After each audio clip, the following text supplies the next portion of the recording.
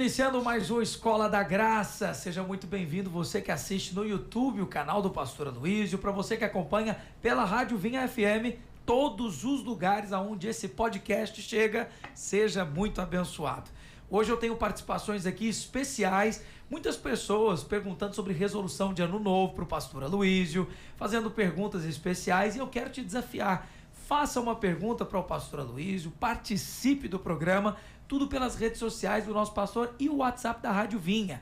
Então entra lá no Instagram, @AloísioASilva, envia uma mensagem para o nosso pastor, ou então pelo WhatsApp da Rádio Vinha, que é o 9997-2005.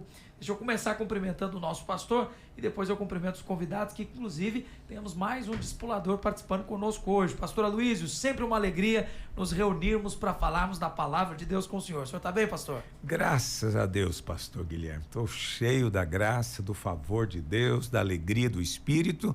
Creio muito na palavra de Deus quando Paulo diz: alegrai-vos sempre no Senhor, sempre no Senhor. Então, independente do que as circunstâncias me dizem, eu me alegro no Senhor, porque as circunstâncias são mutáveis, mas o amor de Deus permanece o mesmo. Aleluia. Então, se você mantém o seu foco no amor de Deus, seu coração vai manter a alegria. É assim que eu tô hoje para compartilhar com os irmãos. Glória a Deus. Tá vendo aí, né, ouvinte? Por que nós não podemos perder esse programa?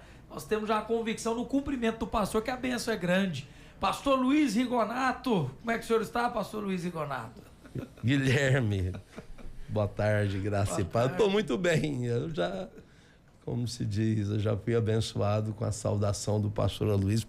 A palavra de Deus tem esse poder, né? Quando tem alguém que empunha ela bem, usa ela com habilidade espiritual, a gente é muito abençoado.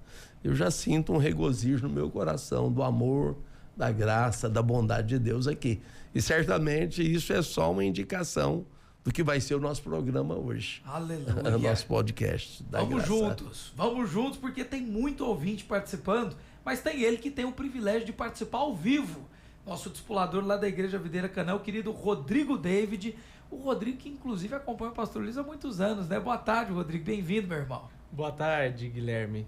Graça e paz do Senhor. Boa tarde, pastor Aloísio. A graça e a paz. Pastor Rigonato, meu pastor, um homem que eu tanto amo. Realmente, são mais de 25 anos. Sou um ouvinte assíduo, né?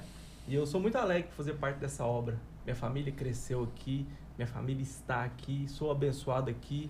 Aprendi da alegria do Senhor aqui. Glória a Deus por isso. Aleluia. E que bom que você veio para participar ao vivo aqui conosco, perguntando para o pastor Luiz. Então, sua missão é representar os ouvintes que nos acompanham, mas não estão aqui para perguntar, então pode perguntar por eles. Deixa eu já iniciar então, pastor. Tem muitas pessoas aqui, a equipe até me pediu para chamar sempre as vinhetas, então eu vou chamar a vinheta do bloco Veja a Graça. Mas antes eu faço essa pergunta bem simples para o pastor Luiz sobre a alegria, já que a gente iniciou falando dela. Eu me lembro de uma irmã que ficou chateada, pastor, porque os irmãos cantavam corinhos alegres na frente e ela não estava muito feliz. Existe uma dica preciosa para quem não está no melhor dia, né, pastor? Como alegrar no meio da tribulação? Olha, o que eu vou dizer aqui parece um tanto quanto natural, né? Mas acredite, tem algo de espiritual e de fé nisso também. As pessoas se deixam dominar pela emoção que lhe vem. E às vezes é puramente hormonal, né? Você está com distúrbio hormonal, TPM, sei lá o quê, isso afeta o seu humor. Então, é preciso ter uma postura de fé. Então, comece a rir mesmo sem ter vontade de rir. Olha que coisa louca que eu estou falando. Uau. Parece um absurdo, mas ria sem ter nenhum motivo natural para rir. Simplesmente comece a se alegrar. E quando você faz isso, é interessante. Todo o seu organismo parece que ele se organiza e se alinha para aquela nova disposição mental que você está fazendo. Então, faça o teste. Faça o teste. Não seja como aqueles que gostam de se sentir triste. Sabe, tem gente que tem prazer nisso. Ele põe música triste. É verdade. Ele põe música, a palavra moderna agora é sofrência, né? Até o estilo musical já existe, né, pastor? É sofrência. Essa palavra nem existia, mas agora está no dicionário. Então, sofrência é a pessoa que gosta de músicas que fazem ele sentir triste. Porque há um prazer envolvido na tristeza. Mas ouça, minha tristeza não vai te fazer bem. É preciso mudar as músicas que você ouve. É preciso ter cuidado.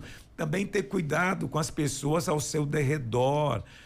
Você não tem que conviver o tempo inteiro com aquela hiena antiga do desenho animado, não sei se vocês se lembram, que ela ficava sempre dizendo, ó céus, ó terra, ó vida, né? E tinha, a máxima dela é sempre a murmuração. E tinha uma nuvenzinha que só chovia em cima dela. Acompanhava ela. Estou falando de coisas antigas, né? Talvez você nunca ouviu falar disso, mas está aí no YouTube, você pode pesquisar, eu só não me lembro o nome do personagem. Então, você fica ao lado de uma hiena dessa, está o tempo inteiro nublado o céu para ela, isso acaba te influenciando também. Então, cuidado com as companhias, cuidado com as músicas que você ouve, cuidado com o noticiário excessivo. Tem gente que ele assiste o noticiário 5, 6 vezes por dia. Eu conheço um irmão que ele começa a ver noticiário às 6 da tarde, vai até 10 da noite, vai mudando de canal, ouvindo as mesmas notícias, repetindo. Acredito, isso também afeta o seu estado de humor.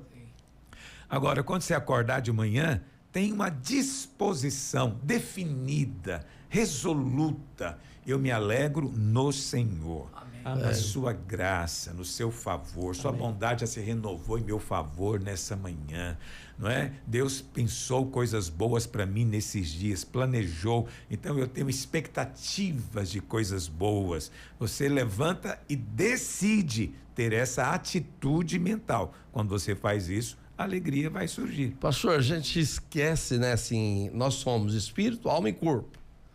Às vezes a gente esquece o corpo de lado, né? A gente despreza e acha que aquilo não vai afetar o espírito, mas tem um poder muito grande, né, pastor? Essa conjuntura do corpo, da alma, do espírito, não é muito simples de administrar também, né, pastor? O que o senhor acha? É verdade. Aí você sabe, às vezes as pessoas também, mas a pergunta original foi essa, né? Ela vai para o culto e aí chega lá, nós entramos nos seus átrios com ações de graça. Amém. Não é assim que diz o Salmo 100? Chega na sua presença com ações de graças. Entre pelos átrios com hinos de louvor. Não é? Então, essa é a maneira bíblica de você cultuar. Você começa dando graças, depois você canta cânticos de louvor ao Senhor. Só que a pessoa está passando por uma dificuldade. E ela acredita que ela precisa ruminar a dificuldade, que ela tem que chorar aquela dificuldade, que ela acha que se ela esquecer aquilo por um momento, talvez ela está sendo irresponsável ou não está valorizando devidamente, não é? Ou está sendo até hipócrita. Como é que eu posso me alegrar estando passando por dificuldade? Mas é esse paradoxo mesmo que você tem que fazer. Então chega no culto, alegre-se no Senhor, louve ao Senhor. Oferece ao Senhor sacrifícios de louvor. Amém. Uma oferta de louvor. Aleluia. Uma oferta de alegria para Ele, para o Senhor. Mas o que você me diz do meu problema que eu estou passando? O que eu digo é que enquanto você louva, né, as portas da prisão se abrem. Aleluia. O anjo do Senhor é ativado. Coisas espirituais acontecem. Então, faça o teste também do que eu estou dizendo. Chegou domingo, você está triste, debaixo de condenação, de acusação, entre nos seus átrios com ações de graças e hinos de louvor. Rendei-lhe graça, bendizer-lhe o nome, sabei que o Senhor é Deus e Ele é bom. Sua misericórdia dura para sempre, de geração em geração, a sua benignidade. Quando você faz isso, acredite em mim, é uma atitude espiritual, o seu espírito muda. Aleluia. Mudou só de ouvir o pastor, pensa fazendo. Aleluia.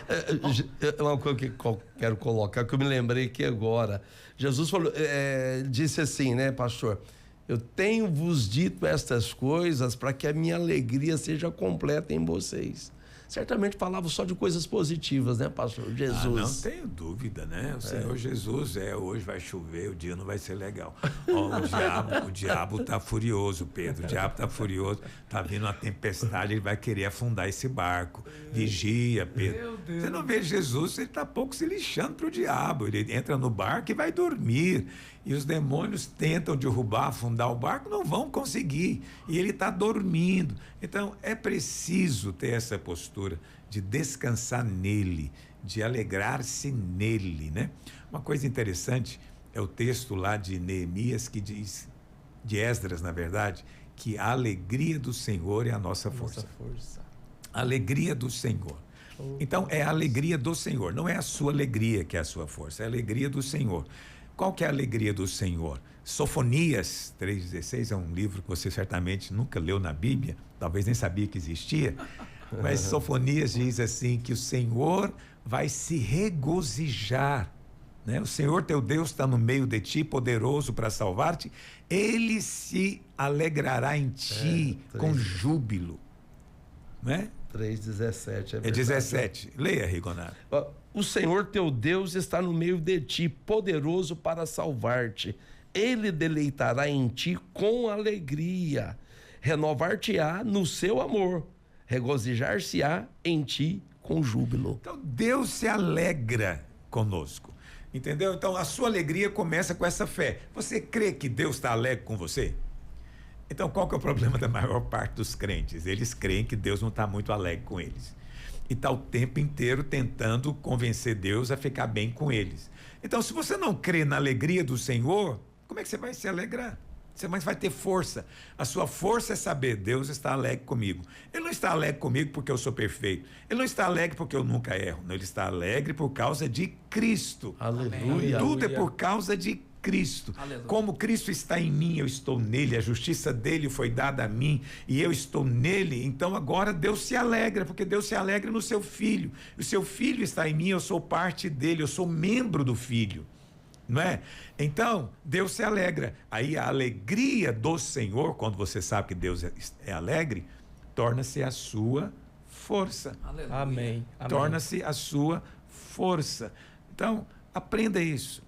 A alegria do Senhor. Você serve um Deus que é alegre. Lá em 1 Timóteo 1,11, né, Paulo fala do Deus bem-aventurado. A palavra bem-aventurado no original é Macarios, que significa feliz. O Deus feliz. Você crê que Deus está feliz? Esse é que é o negócio. A maior parte dos pregadores ensinam todo domingo. Deus não está contente, porque você não é um bom pai, você não é um melhor discípulo, você não está ofertando o que poderia, você não está fazendo. Isso sem contar o que você está pecando. Então Deus não está legal, você precisa de um conserto hoje para Deus ficar alegre. Mas a alegria de Deus dura pouco, porque na segunda-feira você já volta a fazer tudo errado de novo. Então Deus nunca está alegre com você. Agora, quem convive com um Deus chateado, nervoso, irado o tempo inteiro, não se sente forte. Não se sente forte. Ok? Então, mas pastor, isso que você prega, que Deus está alegre comigo, né? Você está estimulando as pessoas a viver de qualquer jeito? Não, quando você sabe que Deus está feliz com você, é aí que você quer agradá-lo mais. É verdade. Aleluia. Isso é muito verdade. Frutos da graça, né, pastor? Exatamente. Aleluia. Vamos então, roda a vinheta para nós do bloco Veja a Graça. E a Maria Celina vai fazer uma pergunta que outras pessoas fizeram, mas eu tenho certeza que o pastor vai responder de maneira especial. Roda para nós. Paz, pastor. Meu nome é Maria Celina e congrego na videira há 2 anos. Amo as palavras que são pregadas e sempre escuto o senhor na rádio também. Mesmo ouvindo sobre a graça, ainda não entendo como eu sou salva para sempre. Eu fui ensinada que devemos nos esforçar pela nossa salvação. Pastor, nossas ações não influenciam na nossa salvação? Nossas ações não definem nada quando diz respeito à salvação. Isso é o centro do evangelho. Você nem pode dizer que é evangélico se você não crê nisso. Pela graça sois salvos. Como é que você é salvo? Pela graça, mediante a fé. É preciso de crer? Sim. Tem que abrir a boca, confessar com a boca que Ele é o Senhor, que que ele morreu e ressuscitou, é o Senhor Supremo. Então, pela graça sois salvos mediante a fé. Isso não vem de você mesmo, é dom de Deus, ou seja, a salvação, ela é o quê? Dom de Deus. Não é uma conquista que você conquistou, não é algo pelo qual você lutou, não. A salvação é dom de Deus. E o texto continua dizendo o quê? Não é por obras, para que ninguém se glorie. Pastor, que obras são essas? Qualquer obra. Qualquer obra. Entendeu? Eu creio que vou ser salvo se eu fizer penitência. Não, não vai. Eu creio que eu vou ser salvo se eu tiver uma vida moral irrepreensível. Não, não é suficiente. Não, eu creio que vou ser salvo se eu der todo o meu dinheiro para os pobres. Ainda que você dê tudo, não vai pagar a sua salvação. Ainda que você entregue o próprio corpo para ser queimado num sacrifício de amor, não vai pagar a salvação. Entendeu? Porque não é por obras. Não estou dizendo que as obras não são importantes. Elas são importantes depois que você é salvo. Mas para ser salvo, não tem obras. Não é graça mais largar de fumar. Não é graça mais quebra de maldição. Não é graça mais praticar o mandamento. Nada disso. Não é graça mais guardar o sábado. Não. É só graça. É só graça. Agora, Maria Celina, se é de graça e as suas obras não afetam em nada na salvação, o que poderia, então, levar você a perder esse presente? Entendeu? Eu resolvi dar esse relógio pro Rodrigo, que está aqui hoje conosco. Eu resolvi dar para ele. Não é porque ele é bom, é porque eu gosto dele. É porque eu gosto dele. Não é porque ele se comportou bem, não, porque eu o amo. E eu dou o relógio para ele. E aí, ele fica com medo de perder o relógio para mim. Porque ele pensa assim, se eu não comportar bem, o pastor toma o meu relógio de volta. Não, mas eu não dei o relógio por causa do seu comportamento, eu não vou pegá-lo de volta. Mas eu pequei, eu fiz algo errado, sim, mas eu te dei, é seu. Vê bem que são as coisas? Eu posso te exortar, te corrigir, mas o relógio é seu, eu te dei. Os dons de Deus são irrevogáveis. Se Deus dá a salvação e pega de volta, então não é irrevogável. Pastor, isso é tão precioso e poderoso, eu acho que vale a pena o senhor falar para nós sobre a abrangência dessa salvação. Ela alcança a eternidade, mas alcança o nosso dia a dia com bênçãos diárias, né, pastor? Essa salvação, ela se aplica a isso. A graça se manifestou do céu como? Que a graça não manifestou da terra. Não, ela veio do céu. É glória a Deus das maiores alturas. Cristo desceu das maiores alturas. E ele vem manifestar a sua graça. Qual é a maior expressão da graça? Existem muitas expressões de graça. Existe a graça comum, né? Que é o ar que você respira, a força para você trabalhar. O mundo como nós vivemos é graça comum, Deus dá para todos. Mas a graça da salvação, o ponto central dela é o perdão. Perdão. O perdão que você recebeu na cruz de Cristo, ele é perfeito e completo. Todos os seus pecados foram perdoados, passado, presente e futuro. Então atinge o seu passado, atinge o seu presente e já atingiu o seu futuro. Eu não consigo entender esse negócio. É isso aí que eu não entendo. Como que Deus pode perdoar o pecado futuro?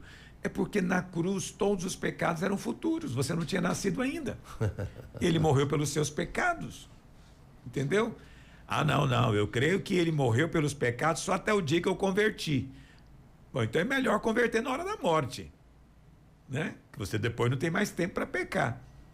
E, no entanto, não existe isso. Bem-aventurado é o que converte cedo. Seria bem prático. Não é verdade? Para servir ao Senhor. Se então, fosse assim. O perdão, ele é completo. Por que o perdão é completo? Porque o sacrifício de Cristo é maior do que a soma da vida de todos os homens. Aquele que morreu na cruz é tão grande, mas tão grande, você não tem noção.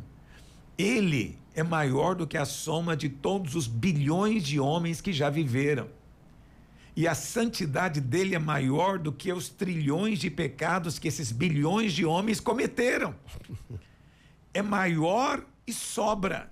Amém. Entendeu? Então, o sacrifício, ele é Aleluia. grande. Por quê? Porque o cordeiro que morreu é imensurável. Esse é um aspecto. O outro aspecto é que está fora do tempo. A cruz, ela é um evento cósmico que afeta todo o universo e é atemporal. Quando Cristo morre na cruz, ele reconcilia consigo todas as coisas dentro do tempo, mas a cruz está agindo fora. Por isso ela é permanente. Permanente. O sacrifício de Cristo, ele não é repetitivo, como algumas igrejas ensinam, que todo domingo Cristo morre de novo. Não. Ele é definitivo e permanente. Por quê? Porque aquele que criou o tempo está fora do tempo. Aleluia. E a obra da cruz foi feita para Deus. É o amor de Deus pagando pela sua justiça. Pastor, Entende? Compreender isso é vital para a sua vida espiritual. Pastora Luiz, e o mais interessante, quando Jesus falou está consumado, que ele liberou essa salvação, a salvação sozo, ela é uma salvação completa, 100% nas nossas vidas, salvação da nossa alma, salvação da nossa saúde, salvação da nossa família, salvação das nossas finanças, ela envolve um todo. Amém. Ela envolve um todo, não é verdade? Sim, envolve. Só tem um ponto que precisa sempre explicar para as pessoas. Cristo morreu na cruz. O sangue dele foi derramado para perdoar todo homem. Mas eu pergunto, todos estão salvos? Automaticamente? Não. Não. Essa doutrina é chamada de universalismo. É uma heresia. Não tem respaldo na Bíblia. Não cremos nisso. Cristo morreu por todos, mas não significa que estão salvos. Agora, cada um deve crer. A resposta que Deus espera de cada um é fé. E não pode ser um crer apenas de consentir, como Tiago diz, né? Uma fé morta. Uma fé que apenas reconhece que Deus existe. Ou seja, a fé dos demônios, né? Que creem que Deus existe e tremem. E nem por isso são salvos. É uma fé só por informação. Não é uma fé de saber que Jesus existe. Não é uma fé de concordar, não. É uma fé de aceitar. De reconhecer. Eu sou pecador, tenho pecado, mas eu recebo esse perdão para a minha vida. Aleluia, eu preciso dele. Aí quando você faz isso, você é salvo. Mas, Rodrigo, você mencionou uma série de outros aspectos, digamos, da salvação. Então, você também foi salvo da enfermidade? Foi, mas não é automático. Você precisa de crer para que essa bênção também se manifeste na sua vida. Você também foi salvo de um casamento ruim? Foi também. Mas você precisa de crer para isso. Porque tem gente que tem fé para crer que é perdoado, mas não tem fé para crer que é curado. Não tem fé para crer que o casamento dele pode mudar, que Deus é capaz de mudar aquele homem terrível que casou com ela. Entende? Se você não crê, não acontece. Lembra disso, o Espírito Santo, ele é um cavalheiro. Amém. Glória a Deus. Ele não responde pergunta que não foi feita. Ele não atende pedido que não foi solicitado. Você nunca pediu um presente, por que ele vai chegar com esse presente? Quando pessoas nos dão presentes sem que nós peçamos, tem um sério risco do presente desagradar profundamente. Ser presente grego. Não faz isso. Você sabe, nós tivemos uma festa de família agora. Festa de família. Amigo secreto? Não, a gente não faz amigo secreto, a gente faz um bingo. Mas o bingo é o seguinte, cada um tem que levar um presente. Cada um leva um presente, a gente faz o bingo, à medida que as pessoas vão ganhando, elas vão lá e escolhem o presente que elas querem. Né? Se ela leva um presente, é um presente secreto. E ela não pode escolher o presente que ela mesma levou, porque a gente anota o nome, né? Entendi. Então é uma brincadeira que eu acho muito divertida. Mas aí no final da festa, uma priminha que eu tenho, deve ter 12, 13 anos de idade, Ela falou, pastor, eu não ganhei nenhum presente. E eu vim para a festa pensando que eu ia ganhar um presente. Eu falei, mas todos ganharam. Ela falou, ganhei. Mas sabe o que eu ganhei? Um jogo de panela.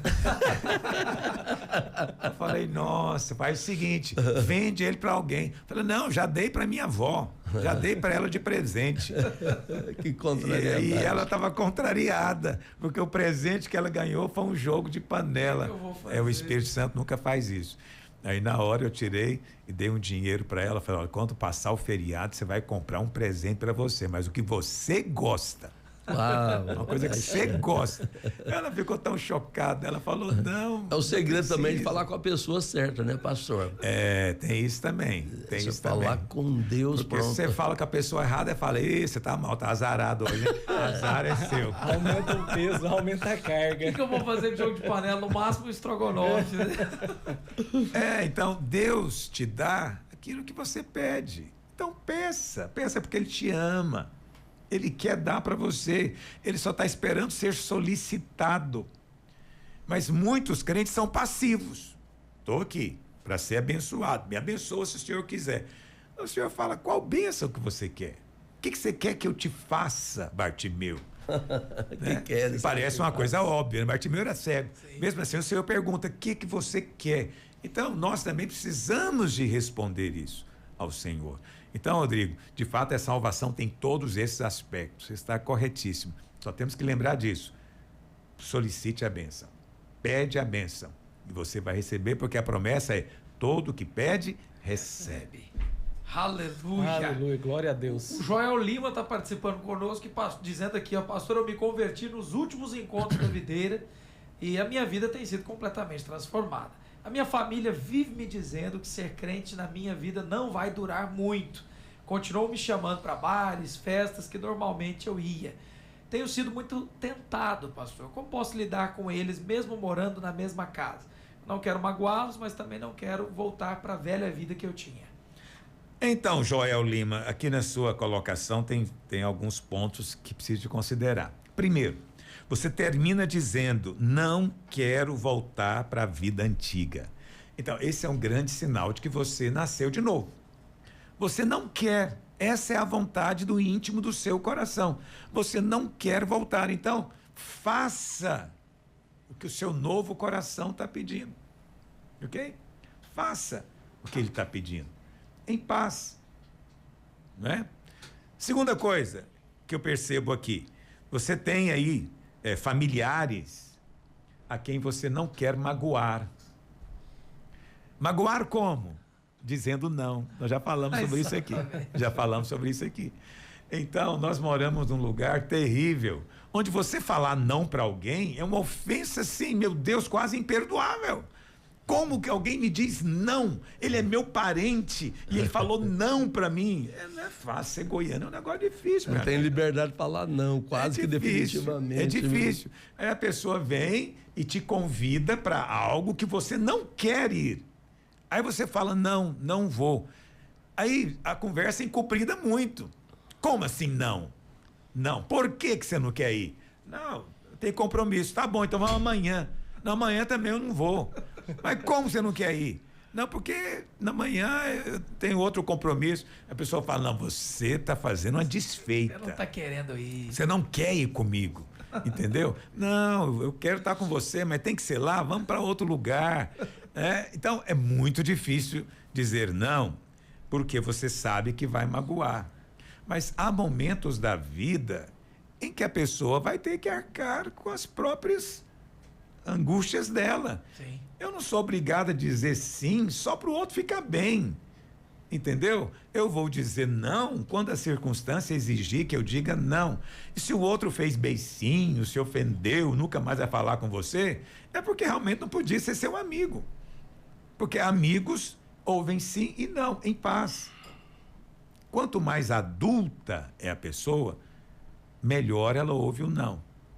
Quanto mais criança, mais birra ela dá. Verdade. É verdade. A birra é grande, entendeu? E aí você fica na obrigação de ter que dizer sim o tempo inteiro. Olha que vida infernal. Então, Joel, seja livre. Pastor, mas você está me recomendando a magoar minha família? Não, não quero que você magoe ninguém. Entendeu? Eles estão se magoando sem motivo. Você apenas diz: não, eu não quero ir mais nesse lugar, eu não faço mais esse tipo de coisa, eu não vivo dessa maneira, eu tenho um outro estilo de vida agora. Você está rejeitando a família. A família, você está tratando a família com desprezo. Você agora, mudou. Você mudou, você não é o mesmo, fizeram lavagem cerebral em você. Então, você vai ouvir tudo isso em paz, em silêncio, sem brigar, sem revidar. Mas você não é obrigado a ficar dizendo sim. Tá bom? Pastora Luiz, é natural que automaticamente vai ser expressa na vida dele a nova natureza que foi gerada dentro dele. Isso, a nova espontaneamente. natureza que saiu. É natural que isso aí vai mostrar para as outras pessoas que ele convive em volta. Que ele realmente está diferente. Sendo assim, se torna bom ouvir você mudou, né, pastor? Exatamente. Eles estão, às vezes, criticando, dizendo: você está diferente, você não é mais o mesmo. Então, eles falam no tom ruim. Mas você tem que ouvir no tom melhor. Fala: não sou mais o mesmo, eu mudei mesmo. Eu mudei, eu tenho um novo coração, ganhei um novo espírito, eu sou um novo homem. E você não deve ter vergonha de dizer isso. Isso não faz você melhor do que ninguém. Não. Você não é melhor do que a sua família, nem do que ninguém. Mas faz de você alguém diferente. Diferente. Então, eu não vou iludir você aqui dizendo que eu sou igual a todo mundo. Não sou. Eu sou ungido de Deus. Aleluia. Amém. Eu recebi uma unção na minha vida. Não sou melhor do que ninguém. Não sou melhor, eu sou até pior do que a maioria. Mas eu não posso dizer que eu sou igual, que eu tenho algo diferente na minha vida. Então, o mesmo aconteceu com você, Joel. Sua vida foi transformada. E você está mudando os hábitos. Você falou aqui que esses convites ainda deixam você tentado, né? Ele mencionou isso.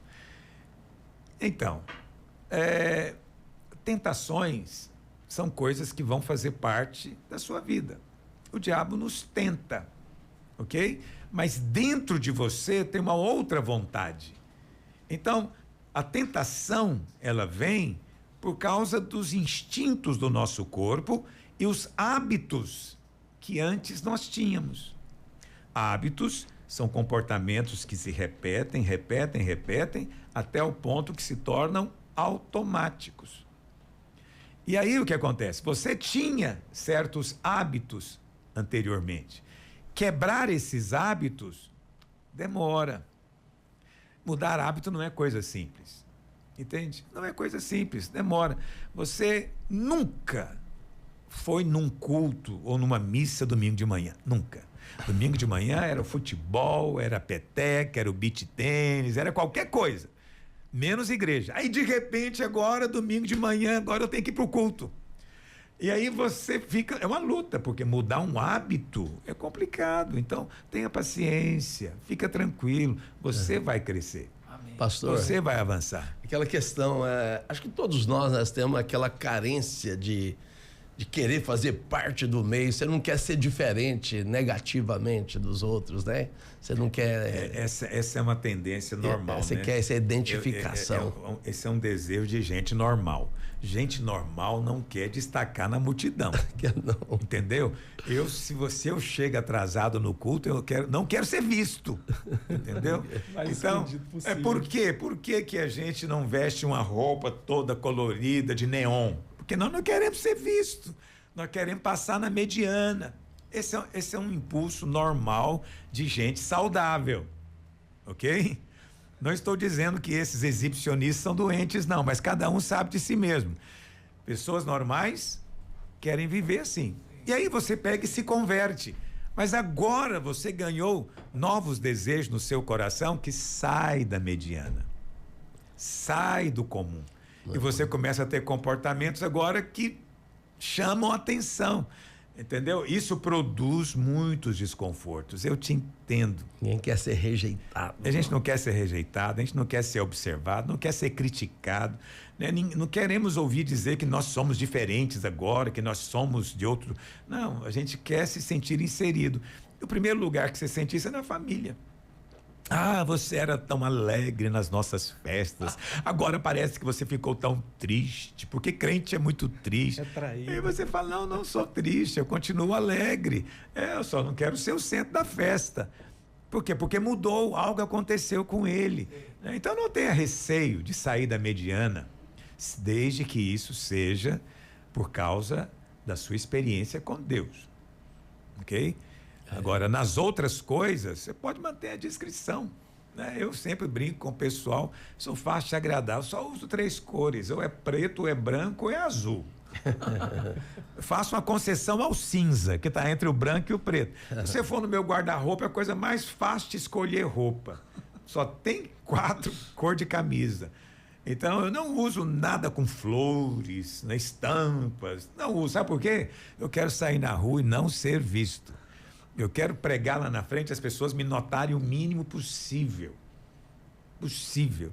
Me lembro de um cantor antigo, não sei se ainda é vivo, Agnaldo Timóteo, que ele ia cantar com ternos de lantejoula. Exótico. Então, assim, brilhava distante, né? Brilhava. Eu entendo, ele é artista, ele tem que aparecer mesmo. Eu não sou, nem você é, então fique em paz. Aleluia. Ó, nós vamos fazer um rápido intervalo aqui no Escola da Graça Cast e na volta tem o áudio da Vilma Santos. Ela é de Goiânia mesmo e está dizendo que ela precisa de um sinal. Na verdade, ela disse o seguinte: pastor, existe um sinal quando Deus fala conosco? Rápido intervalo, Escola da Graça Cast volta já com a participação da Vilma Santos. Não sai daí. Estamos de volta ao Escola da Graça Cast nessa tarde de quarta-feira. Atenção, você que sempre nos ouve e ainda não mandou sua mensagem, já segue o pastor Aloísio nas redes sociais e por lá você envia uma mensagem para perguntar e participar. Nós amamos também ouvir os testemunhos de muitos irmãos que estão ouvindo, sendo abençoados, e você deixa o pastor com certeza muito feliz contando para ele diretamente lá no Instagram. Lembra de acessar escoladagraça.com, faz o seu cadastro e você tem acesso a todos os conteúdos de palavras. Essa conversa nossa é só uma amostra daquilo que tem estudo aprofundado lá no site, né, pastor? Nós temos muito na estudo. Plataforma, Na plataforma Escola da Graça, nós temos lá, se eu não me engano, acho que chega a quase 1000 Meu Deus. ministrações. Então, tem muita coisa para você navegar. Meu Deus, esse pessoal que pega férias para maratonar a série, maratona as palavras do Escola da Graça. É uma benção. Tem um tesouro lá, né? Que isso. Meu amigo, você que quer chegar nas reuniões da sua família falando com propriedade da palavra de Deus, é lá, escoladagraça.com. E é bom dizer, pastor, que a Vilma mandou o áudio perguntando aqui. Eu vou colocar então no ar para os ouvintes ouvirem no segundo bloco, aplique a graça, mas é óbvio, você que quer participar, é por esses canais e pelo WhatsApp da Vinha, que é o 9999-72005. Vamos ouvir a Vilma. Graça e paz, pastor. Meu nome é Vilma. Sempre fui uma mulher de oração, mas sinto que Deus não fala mais comigo. Pastor, existe algum sinal quando Deus fala conosco? Olha, a primeira coisa que você precisa de levar em conta, Vilma, é que tem muito abuso nessa coisa de Deus falou comigo. Meu Deus. Entende? Eu sou assim, é muito comum. As pessoas chegam para mim domingo de manhã, depois da reunião, vão lá na frente me cumprimentar e dizem: olha, pastor, Deus me mandou aqui para a videira. E eu fico olhando, eu falo: mandou para a videira, mandou para a videira. E normalmente essas mesmas pessoas chegam tempos depois e dizem que o tempo acabou e Deus mandou ela para outro lugar. Então, assim, Deus não mandou coisa nenhuma. Então, quando alguém me diz assim, Deus me mandou para cá, eu sempre pergunto, para quê? Para que ele te mandou para cá? Porque Deus é um Deus de propósito. Se ele te mandou para algum lugar, é para uma missão. Qual que é a sua missão aqui? Né? Eu sempre pergunto. Ah, não, Deus me deu uma visão e eu quero estabelecer essa visão aqui. Eu falo, não, então não foi Deus que te mandou, não, você está enganado, ou então não é essa igreja, é aqui do lado. Porque aqui já tem a visão. Você não vai, Deus não ia mandar você vir aqui trazer outra, porque isso vira bagunça. Entendeu? Então, logo de cara, eu já vou dizendo que Deus não mandou coisa alguma. As pessoas confundem muito a sua própria vontade como sendo a vontade de Deus, o seu próprio desejo como sendo o desejo de Deus, né? Então, primeira coisa, Vilma, que você precisa fazer, e você já está fazendo, você disse que você é uma mulher de oração. Então, ore. Segunda coisa, aprenda que Deus fala conosco primeiramente pela palavra escrita. Está escrito. Como é que Jesus venceu o diabo?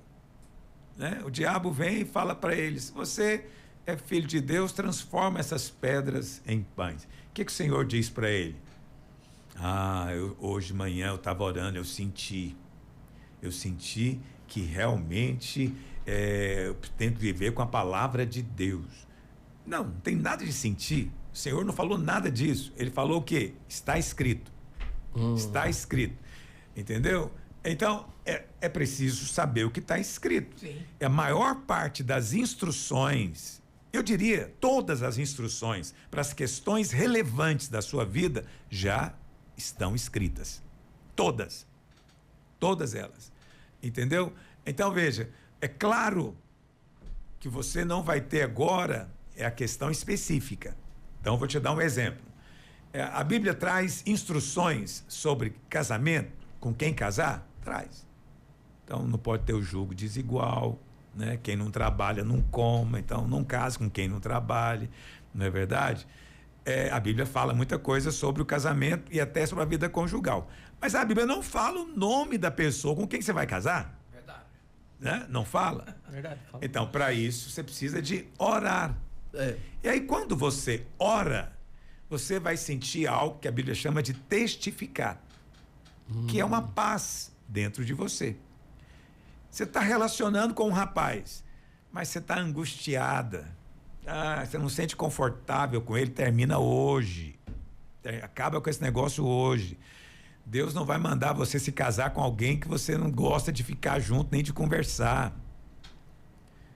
Um irmão me falou um dia que tinha marcado de buscar a corte dele no ponto de ônibus para levar ela até em casa. Esqueceu. Meu Deus. E a moça ficou lá no ponto de ônibus esperando. Aí passou um outro irmão, falou: o que você está fazendo? Esperando o fulano. Falou: não, vamos, eu vou te levar. E pôs no carro e levou a moça. E depois ela veio dizer: pastor, o fulano esqueceu de mim no ponto de ônibus. Eu falei: vai esquecer você no altar também. Esse cidadão te deu prova. Porque quando você está apaixonado, você não esquece. Nunca. Você não esquece. Você lembra, assim, não, você não desconecta o pensamento. A dificuldade é para esquecer. Você não esquece. O cara esqueceu você, termina com esse cidadão. Ele vai mudar? Não vai. Não vai. Essas coisas você não tem poder. Né? Por isso que muitos não gostam de aconselhar comigo. E aí, veja, é preciso ter um testificar. A paz, você sente alegria de ver o resto da vida com a pessoa. Isso é o Espírito testificando? É o Espírito testificando. Ok? Então, você tem a palavra escrita. Então, está escrito lá, por exemplo: não tem julgo desigual. Eu preciso de orar para saber se eu vou entrar na corte com o Joãozinho, que é incrédulo? Não. Eu preciso de... não, Deus vai falar comigo. Deus vai falar comigo. Não, Deus já falou. Está escrito. Obedece. Tão simples. O senhor está falando uma coisa tão correta, tão boa assim. Em 1 Tessalonicenses, 5:21, fala assim: julgai todas as coisas, retende o que é bom, e abstende-vos de toda forma de mal. Toda aparência. Toda aparência. Então, assim, não é difícil julgar, né, pastor, aquilo que você está desejando, escolhendo, decidindo. Esses tempos atrás uma mocinha também falou: pastor, eu estou fazendo um corte com um rapaz que vive me pedindo dinheiro emprestado. Falei: termina hoje. Termina hoje. Homem que pede dinheiro emprestado para mulher não vai ser um bom marido. É um mau sinal. É um sinal horroroso. Esse cara, você não casa com ele. Pastor, mas eu gosto tanto dele, ele é tão lindo, ele é tão não sei o quê. Eu falo: mas não trabalha. E lida mal com dinheiro. Esse é o pior tipo de homem. E depois que você casa, esse negócio de lindinho, bonitinho, não conta mais nada. O que conta é o cara trabalha e sustenta a casa. E ela me ouviu, ainda bem. Sim. Ainda bem. Porque quando não ouve casa, depois eu vou ter que ajudar a resolver o que eu falei para não fazer. Isso é que me deixa mais cansado. Pastor, cresceu. E aquele que demora demais? Ela gosta dele e o cara não decide, pastor. Não pode, tem que ter, por isso que tem que ter pai e mãe. Sim. Sabe? Alguém tem que posicionar. Tem que ter limite. Se não tem pai e mãe, sabe? A minha mãe, a minha mãe, já é falecida, mas aí um dia uma prima minha quis ir morar com ela, por alguma razão, foi morar com ela. E aí ela tinha um namorado. E aí o namorado ia lá, visitava, saía com ela. E a minha mãe, muito positiva. Não sei se você entende essa expressão. Aqui em Goiás, ser positivo significa ser firme. E às vezes tem inconveniente. Aí um dia ele sentou lá na sala e falou: escuta, fulano, você vai casar ou não vai? Porque a minha neta já não é mais criancinha. Ela tem uma idade. Você está aqui enrolando nela. Se você não for casar, desocupa a moita. Para que o outro possa chegar. Verdade. E aí ele assustou muito. E a minha prima mais ainda. Por quê? Porque o pai e a mãe dela ficava naquela postura, não, fulano é agradável, legal, não sei mais o quê. Mas a minha mãe não, falou: não, rapaz, decide logo a sua vida, você tem algo errado com você, ué. Você precisa de quanto tempo para decidir que quer casar com essa moça? 3 anos? Não, é agora. E aí acabou que decidiu e casou. Olha só. Casou. Foi muito bom, Foi hein? benção, foi benção. Então, assim, por quê? Porque alguém posicionou. Por que eu falei que é importante ter pai e mãe? Porque quem tem que fazer esse posicionamento é o pai. Na ausência do pai, a mãe. Então, já está 1 ano na corte. É preciso chamar o rapaz e falar: filho, a minha filha, eu quero que ela se case, não que ela fique namorando. Então, se você não quer casar, fala logo. Porque 1 ano dá tempo de saber. Dá demais. 1 ano dá tempo de saber. Então, se você está na corte aí há mais de 1 ano e o rapaz não falou nada, e eu falo de rapaz porque quem enrola normalmente é o rapaz. Normalmente. Safado. E aí, é preciso posicionar. Ele é que é o É bandido. verdade. Decida. Tem uma posição. Não precisa de Deus falar nessa circunstância, já está Não, falado. Deus já falou, pai e mãe, pai Pai e e mãe. mãe. É preciso ter uma família. Tem pai e tem mãe que delega para o filho essa coisa de casar completamente. Entende? Não. Isso é uma coisa que ele vai decidir sozinho. Mentira. Pai e mãe tem que participar da coisa. Ativo, né? Ativamente. Ativo. Entendeu? Às vezes olha, esse rapaz você não vai relacionar com ele, não. Não vai, porque esse rapaz aqui não trabalha, não estuda, trata mal o pai, trata mal a mãe, vai tratar mal você também. O pai tem que dizer: ah, mas eu gosto dele. Você vai aprender a gostar de outros. Precisa posicionar. Aí já está relacionando, é preciso colocar limites. Falar: não vai ser a vida inteira. Eu contei isso aqui uns dias. Vou contar de novo. Sim. Na minha idade eu tenho o direito de ser repetitivo. Mas eu encontrei uma irmãzinha de tempo atrás aqui no culto que veio consagrar um bebê. E ela falou: olha, pastor, você não lembra de mim, mas eu encontrei com você lá no Verdurão. Aí eu lembrei. Falei: não, lembro perfeitamente. Lembrou. Você me parou no Verdurão. E ela falou: pastor, eu não devia parar você aqui no Verdurão, você está fazendo compra, mas eu tenho que falar algo para você. Eu já estou namorando um rapaz há 7 anos. E até agora ele não posicionou se vai ou não casar. Eu falei: olha, filha, é o seguinte, você vai terminar com esse rapaz hoje. Esse cara é safado. Ele virou seu irmão. Você não vai casar com um irmão. Entendeu? Você tem que casar com um homem. Um cara que com 7 anos não decidiu se quer casar ou não, esse cara você tem que correr dele. Entende? Então você vai terminar hoje esse negócio. E fala para ele: ou casa ou termina. E ela, graças a Deus, menina inteligente, me ouviu. Chegou para ele e falou: pastor Luiz falou, casa ou termina? Ele falou: então eu termino. Ela falou: então está encerrado. O que aconteceu? Logo em seguida, sim, meses, ela conheceu um outro rapaz aqui na igreja, que certamente estava olhando para ela, mas não chegava perto porque tinha um outro homem lá atrapalhando, o safado estava lá.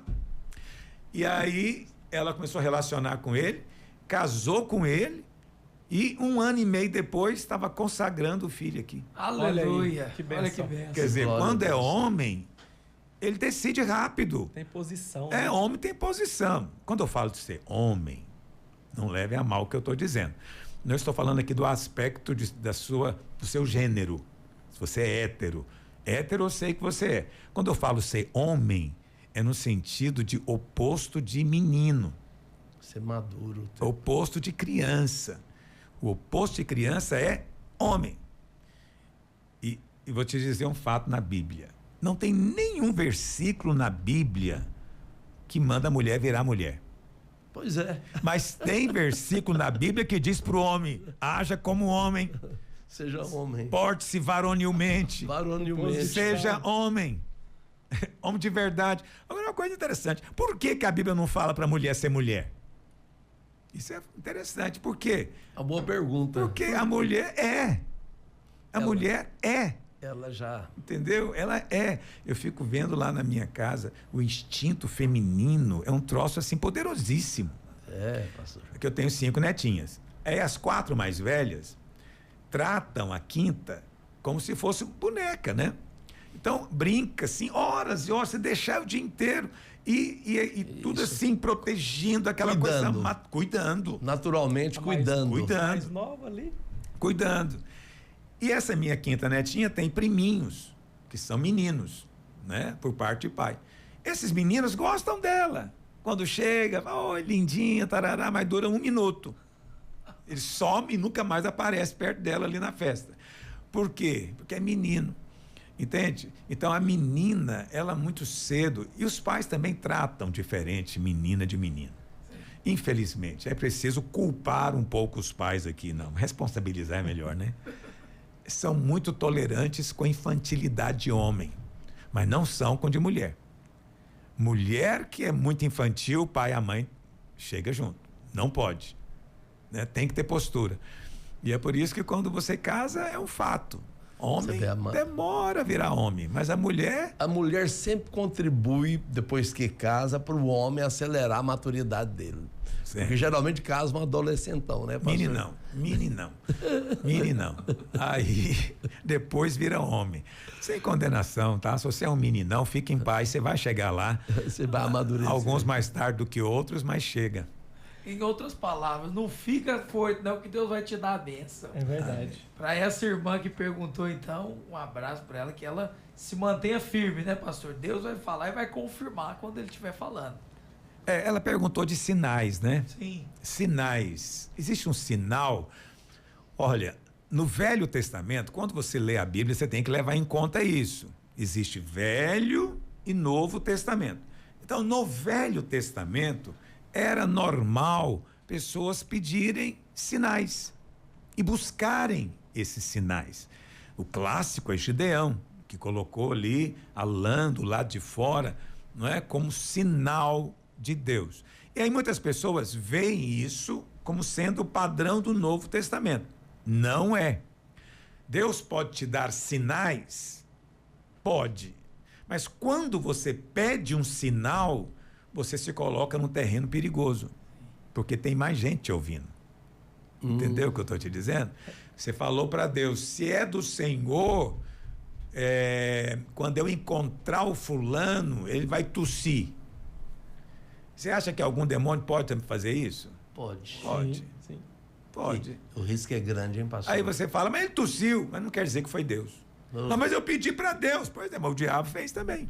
E o interessante, pastor, essa questão do sinal, você tem que agir não de acordo com o que você está sentindo ou vendo. Porque quando você pede um sinal, as suas emoções vão ficar volúveis àquilo que você ouve e vê. E aí vai deixar um pouco de lado o que a palavra de Deus diz. Está certíssimo, está certíssimo. Você fica em função só do que é exterior, não é? Então, é preciso ter cuidado com essa coisa de sinal por causa disso, porque tem mais gente ouvindo. Sim. Entendeu? Então, aí você fala, mas como é então que eu posso ter uma percepção? É tudo interior, é dentro de você. O Espírito opera dentro de você. Você vai saber quando o Espírito testificar algo, quando o Espírito disser não para você, quando ele disser sim para você, você vai saber. Essa é a promessa da nova aliança, que ele veio para nos guiar a toda a verdade, nos guiar. Então você pode orar que ele vai te guiar como você criar seu filho, né? É muito frequente, né, as irmãs me procurarem pedindo sobre criação de filhos, direções. Eu sempre digo, falo, apenas ore, o Espírito vai te guiar, você vai ter a inspiração certa, né? Ele vai te guiar no seu trabalho, ele vai te guiar no seu ministério, no seu discipulado, desde que você ore e busque. Mas cuidado com sinais, né? Eu já tive irmãos que tiveram sinais extraordinários, Uma vez um deles, ele pediu um sinal que quando ele atravessasse a rua, caísse uma folha e a folha viesse direto no pé dele. Ah, meu Deus. E não deu outra. Ele Aconteceu. veio a ventania e a folha, pá, ele falou, meu Deus, E a e frase agora? dele, qual a chance, pastor, da folha cair no meu pé? Pois é, qual que é a chance? Né? Então só pode ser Deus. Essas coisas são muito sérias. meu Só Deus. pode ser Deus, é uma coisa complicadíssima. É igual aquela coisa de usar a Bíblia como baralho. Nossa. Né? Deus pode falar com alguém assim? Pode, porque Deus pode todas as coisas. E ele é livre, entendeu? E se você é novo, muito novo na fé, às vezes o Espírito Santo fica sem alternativa, ele é obrigado a usar esse método. Mas tem uma irmã muito querida, que ela, quando era mais nova na fé, ela fazia assim, ela morava num apartamento, aí ela abria a Bíblia ali na frente da sacada, aí ela abria a porta da sacada e dizia, Senhor, sopra o teu vento. E aí o vento vinha e slá pra cá, slá pra cá. Aí ela falava aleluia, fechava a porta, aí a página que parou foi o vento que parou. Ela fala, pastor, eu não abri a Bíblia. O senhor fala que não pode abrir, não fui eu que abri, foi o vento do Espírito. Fala, aleluia, o que o vento falou com você?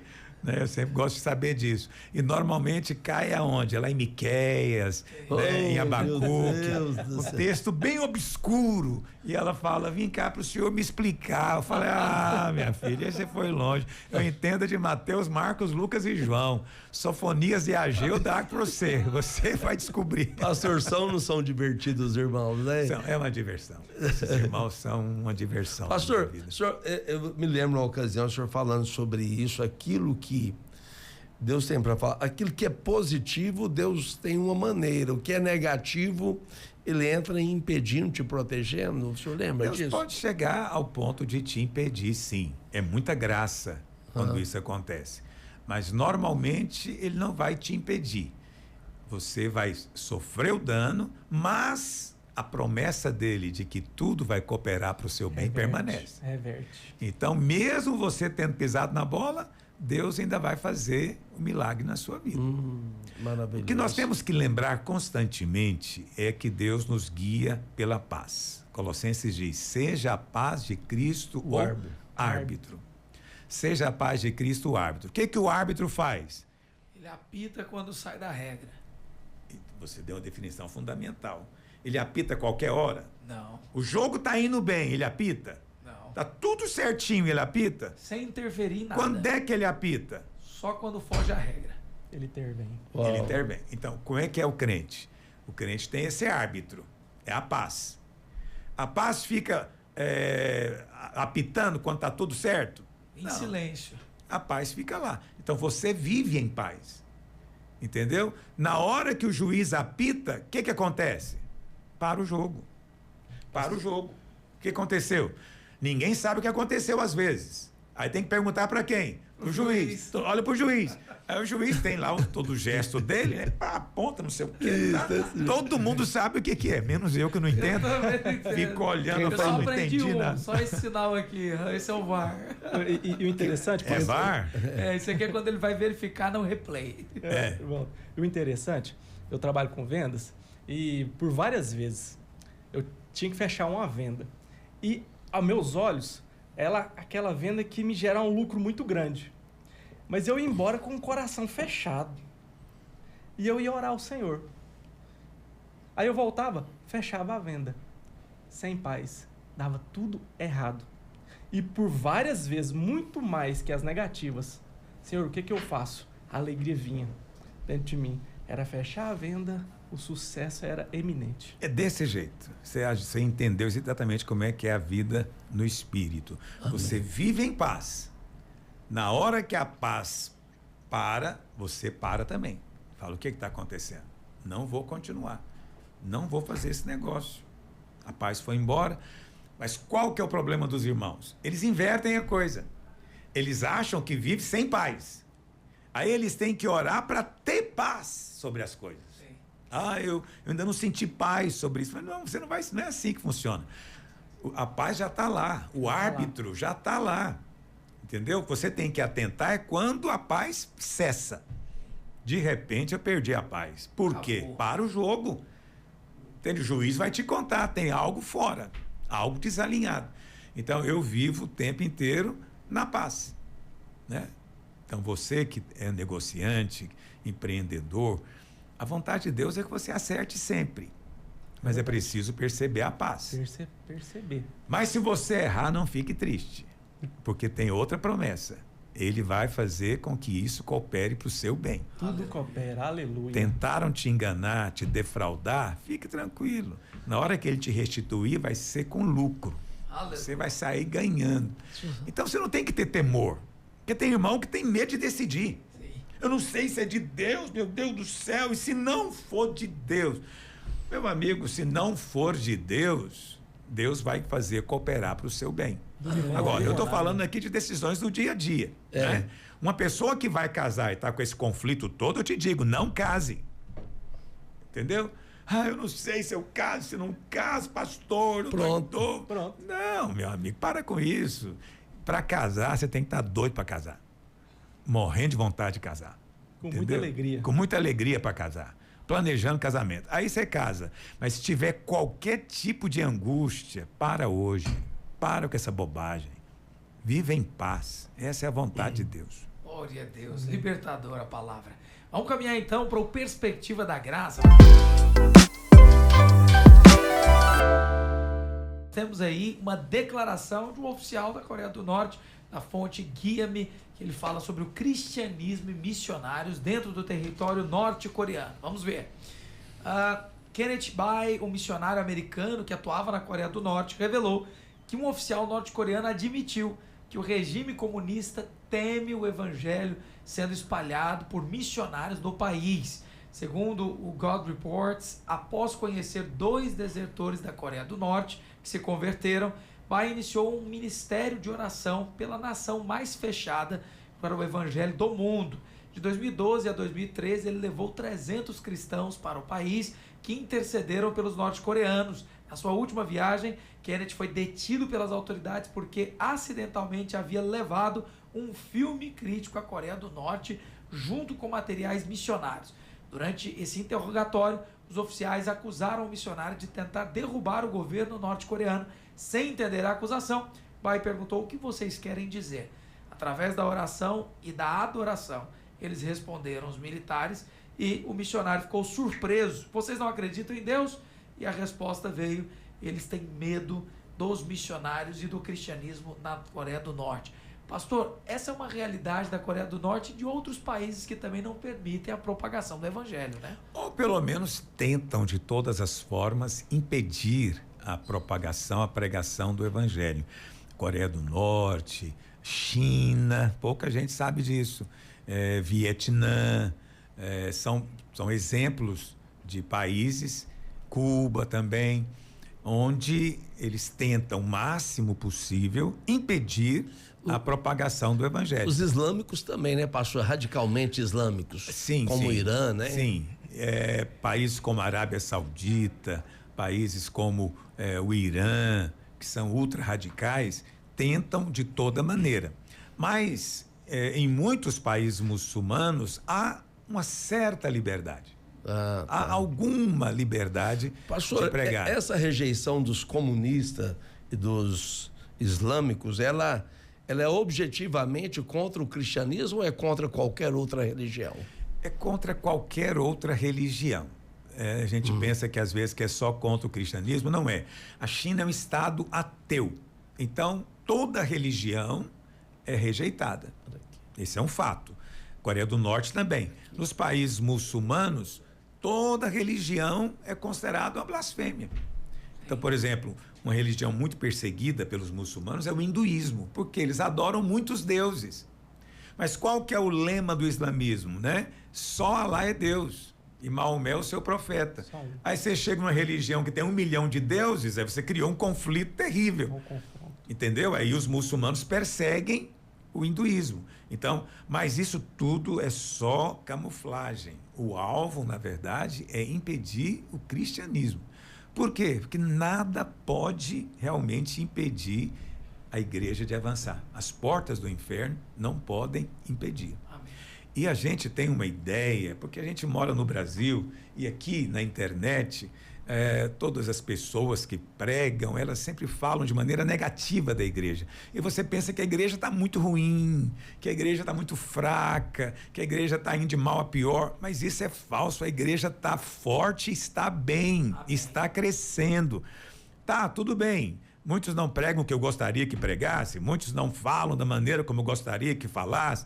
Tem pastor que está aprontando, tem crente aprontando. Tem tudo isso acontecendo, mas no meio disso tudo, a igreja está crescendo e está avançando. Aleluia. Em todos os lugares, Aleluia. em todas as áreas. Tem gente trabalhando em todas as áreas que você possa imaginar, para o reino de Deus avançar. Essa é a maior organização que existe. O diabo não pode impedi-la, nem resisti-la.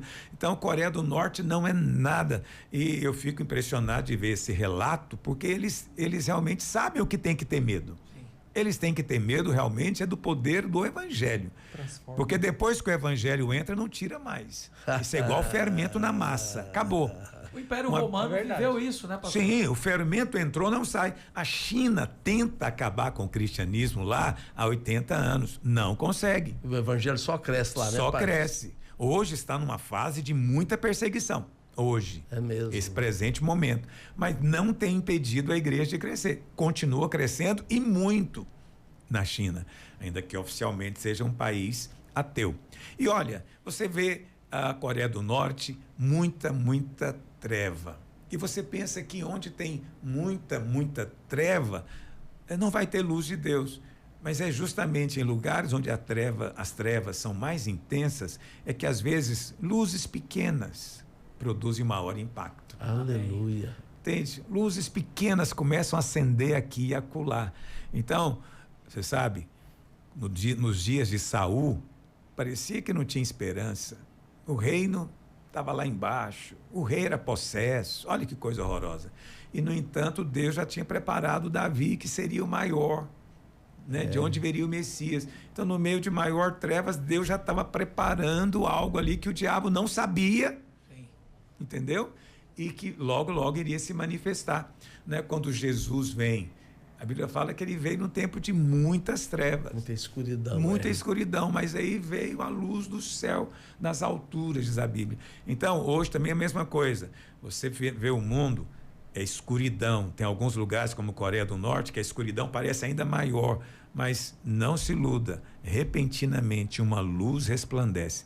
E olha, quando a luz resplandece, ninguém pode resistir. Glória a Deus. Pastora Luiz, sempre quando Jesus ele leva o evangelho como a luz, ele é uma luz abundante, né? A gente percebe que a luz começa a brilhar e de repente ela abunda o poder de Deus. E como o senhor falou, é como a massa, ela vai levedar, né? Vai Pra fermentar. Uma pergunta, olhando para nós moramos num país hoje muito livre, né? Muito Entregar livre, o evangelho, graças a Deus. né? E o que o senhor acha? O senhor acha que isso pode, algum dia, passar para o lado de cá?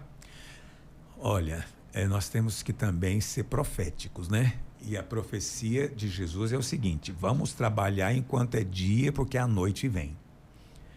E quando vier a noite, não vamos poder trabalhar. Então, nós temos que trabalhar hoje enquanto é dia. Então, a igreja tem que trabalhar porque estamos de dia. No Brasil, vivemos dia. Sim. Dia. Mas Jesus disse que é inevitável que a noite venha.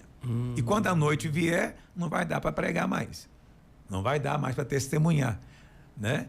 Então, vamos aproveitar, remir o tempo e aproveitar a oportunidade. E Deus é bom. Você sabe, a igreja tem crescido no Brasil, apesar de todas as confusões que você ouve.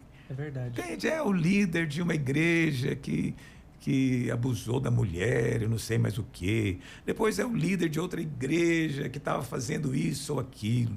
Depois, toda hora você ouve assim um escândalo, alguma coisa acontecendo, mas as pessoas continuam convertendo. Aleluia. As pessoas Glória a continuam Deus. se convertendo, porque está de dia. É verdade. Entende? Você vê como a igreja é muito mais forte do que muitas pessoas imaginam. Mesmo aquelas que falam muito mal, não é? Por quê? Porque tem cantor gospel aprontando? Tem. Tem cantor gospel que muda de lado, né? Tem tanta coisa estranha que as pessoas fazem, mas, por outro lado, tem outros cantores que também têm cantado unção, vida. Está tudo isso acontecendo ao mesmo tempo.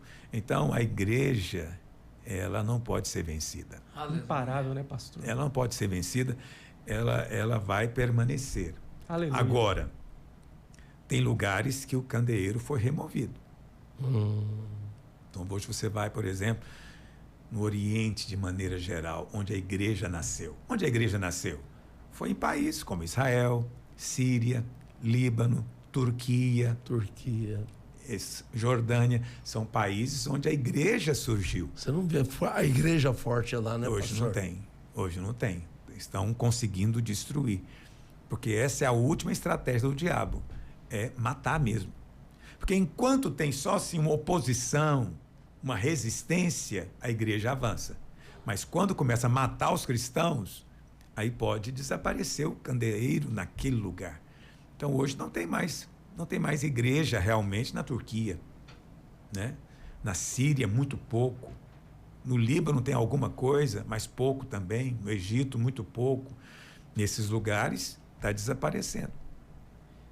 Até que o Senhor venha, o candeeiro vai estar onde permitir, né, pastor? Hoje nós temos muitos candelabros resplandecendo no Brasil, então vamos trabalhar enquanto é dia. Amém. Amém. Aleluia. Glória a Deus. Nós vamos caminhar para o final com uma última pergunta para fechar com chave de ouro. Nós já até estouramos o horário, mas não vou deixar de fazer a pergunta. É uma irmã que perguntou se existe mesmo o anjo da guarda. Olha só. Pastor, sempre ouvimos e vemos nos filmes que a cada pessoa possui um anjo da guarda, principalmente as crianças. Na Bíblia, é mencionado o anjo da guarda, pastor? Sim, é mencionado o anjo da guarda. Jesus disse, né? Falando dos pequeninos, deixai vir a mim os pequeninos, porque dos tais é o reino dos céus. E o Senhor disse que os seus anjos veem a face, né? Deixa eu achar esse versículo aqui para eu falar para você a referência exata. Que usa até a palavra assistem, né, pastor? Sim. Assistem diante da face de Deus diariamente, os anjos pequeninos. Seria Mateus 18:10, pastor? Mateus 18. Leia, pastor Rigonato. Bom, aqui está dizendo assim, né? Tenha cuidado de não desprezar nenhum destes pequenos, pois digo que a vocês, que os anjos deles nos céus estão sempre vendo a face de meu Pai Celestial. Então, né? Nessa versão, o né? Senhor está dizendo que aqueles pequeninos, eles tinham um anjo que os guardava e que via a face de Deus, né? Mas, esse aqui agora entra uma questão de teologia, mas eu vou falar para você assim mesmo, né?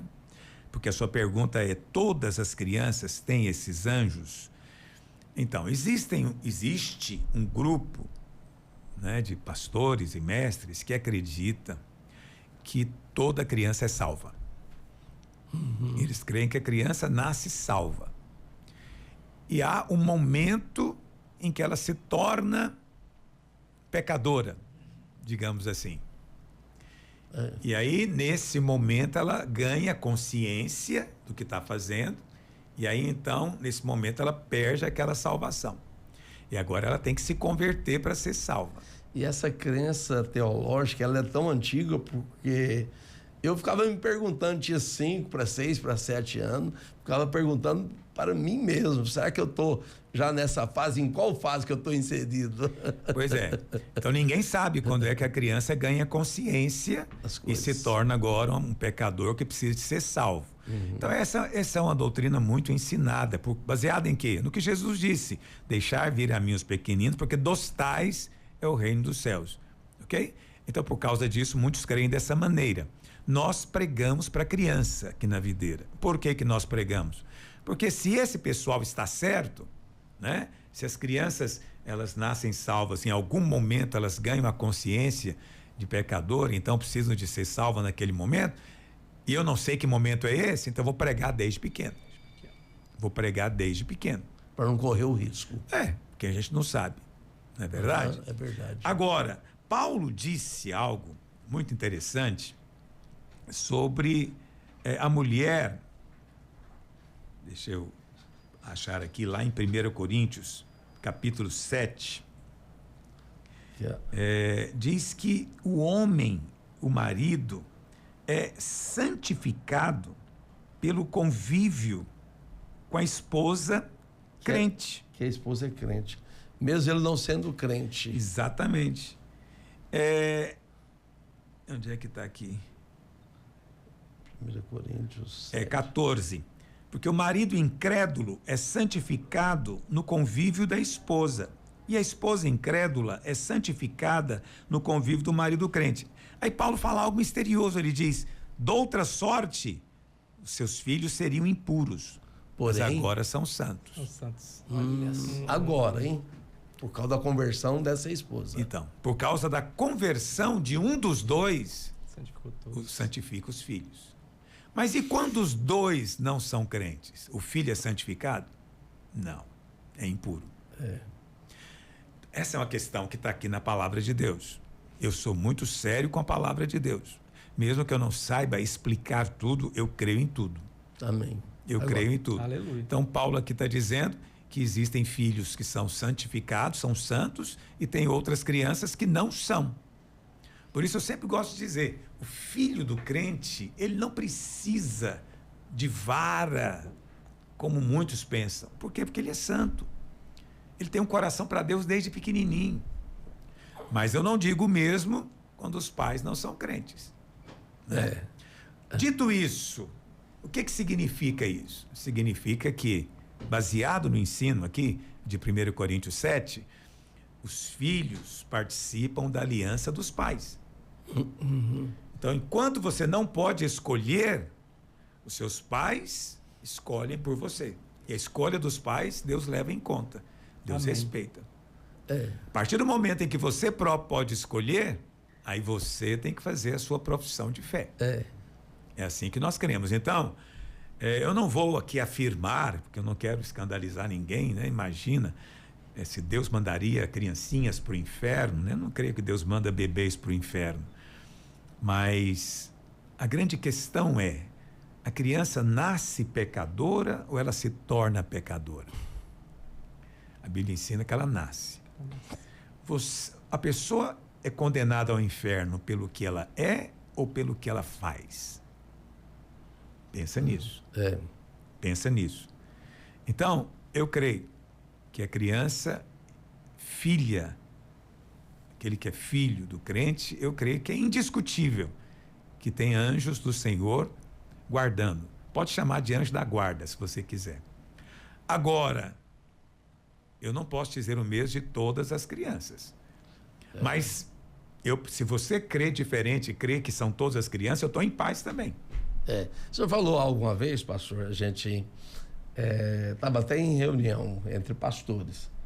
Falou assim, olha, o julgamento do grande trono branco para aqueles que não são salvos, e isso inclui as crianças que morreram sem essa salvação que o senhor acabou de falar, conforme a Bíblia lá está escrito, né, em Apocalipse 20, 12, os mortos foram julgados segundo as suas obras, conforme o que achava escrito nos livros. Uma criança não tem obras. Ela não tem obra, ela não praticou o pecado, né? Aí o senhor falou, se a justiça humana sabe julgar com justiça leal e correta, imagina Deus se ele vai julgar de maneira injusta. Então nunca atribua a Deus injustiça, impiedade. Não. Deus é amoroso, claro, ele é justo, mas ele é muito, muito gracioso. Então, Deus só vai mandar para o inferno quem merece ir para o inferno. Não tenha dúvida. Não tem ninguém no inferno que está lá sem merecer. Então, descansa com relação a isso. Aleluia! Glória a Deus. Mais um programa que a gente não só foi abençoado, mas a gente não viu o tempo passar, até extrapolamos aqui, mas eu acho que é por uma causa muito, muito justa. E eu quero agradecer de coração. Deixa eu agradecer o Rodrigo David, que esteve conosco, ele é discipulador na Videira Canaã. Rodrigo, gostou de participar do programa? Pastor, gostei demais. É uma bênção estar com os irmãos aqui, né? E eu quero deixar uma mensagem. Sinta-se amado. Amém. E perdoado. Amém. Você que nos ouve, Nada pode te separar do amor do Pai mais. Amém. Nada, Amém. nada. Amém. Muito Glória a obrigado, Deus. muito obrigado. Obrigado, querido Rodrigo David. Pastor Rigonato, até o próximo programa. Até o próximo programa, porque cada um deles tem sido melhor. Pode ter certeza disso. E você ajude a divulgar isso que vai abençoar. Eu já tenho visto, sabe, pastores, o testemunho de muitos irmãos. Puxa vida, Bom. esse programa teria que estar existindo há muito tempo, porque tem sido uma grande bênção. verdade. E eu tenho o privilégio de estar aqui com o pastor Luiz, aprendendo a cada dia dessas coisas maravilhosas da palavra e dos céus. Glória a Deus, é um privilégio. Pastor, o povo fala que até depois que o programa inaugurou, até o jeito que eu prego e falo mudou. É mesmo. Rapaz, realmente, passar um tempinho Deus com é o bom. pastor Luiz por semana é maravilhoso. Pastora Luiz, muito obrigado. Uma alegria passar essa hora com o senhor. Até o Amém. próximo programa, pastor. Amém. Quero agradecer o Rodrigo. Você sabe, Rodrigo, vou falar uma coisa para você. Eu chamava sempre você e seu irmão, Danilo, de Danilo Davi. Rodrigo Davi. Isso. Porque eu achava que era Davi. Mas é Davi. Aí um dia me disseram, não é Davi, é David. Eu falei, não. Quem escreve é David. Porque eu é acho David, bonito o Rodrigo Davi. É Davi. Acho bonito. Mas David é mais chique, né? David. Na escola, eles não me chamavam de Rodrigo. Sempre me chamou de Davi. Sempre. Eu acho bonito o Rodrigo Davi, mas Rodrigo David, obrigado porque você veio, esteve conosco aqui e foi uma alegria muito grande compartilhar um pouco do Evangelho da Graça com todos vocês. Aleluia.